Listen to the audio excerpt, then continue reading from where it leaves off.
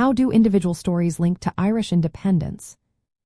Imagine walking through Ireland and hearing stories not just from history books but from the voices of real people who lived through those times. Every story, every sacrifice, connects to Ireland's fight for independence. It's like a patchwork quilt made of personal choices and brave acts that built the nation. When you visit Dublin, you can see places like Kilmainham Jail, where leaders of the 1916 Easter Rising were held and executed. Standing there, you realize these were not just names but individuals who risked everything for Ireland's freedom. Their stories of courage and tragedy became symbols that inspired others to join the cause. The 1918 general election was a turning point because it showed how individual votes could change history. Sinn Féin, a political party, won most seats and refused to sit in the British Parliament.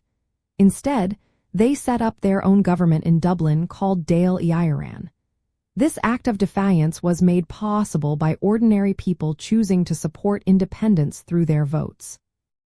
On the same day, in County Tipperary, local IRA volunteers ambushed a convoy, killing 2 Royal Irish Constabulary officers.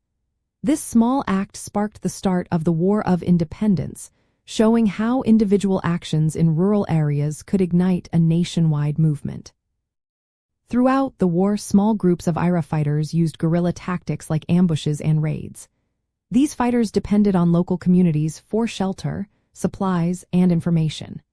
In many parts of Ireland, the British authorities lost control, and civilians often found themselves caught between sides.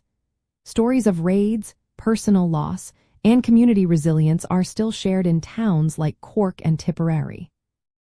The arrival of British forces like the Black and Tans, known for their harsh tactics, made many Irish people more determined to support independence. These stories of personal suffering and resistance are part of Ireland's collective memory. The conflict ended with the Anglo-Irish Treaty of 1921, which created the Irish Free State. But it also caused a civil war because some people felt the treaty didn't go for enough. Families and communities were split over these decisions, leaving scars that lasted for generations. Visiting Ireland today, you can see memorials, museums, and historic sites that honor those who fought and sacrificed. Walking through Dublin's General Post Office, the headquarters of the 1916 Rising, or exploring Tipperary's countryside where the first shots of the war were fired, helps you connect with the personal stories behind Ireland's independence. Local guides and history tours often highlight not just the famous leaders like Michael Collins or Eamon de Valera, but also the everyday men and women who took risks and made sacrifices. Their stories reminded us that independence was built on individual acts of bravery, choice, and resilience. When you travel in Ireland, seeking out these stories through museums, memorials, and talking to locals makes history come alive.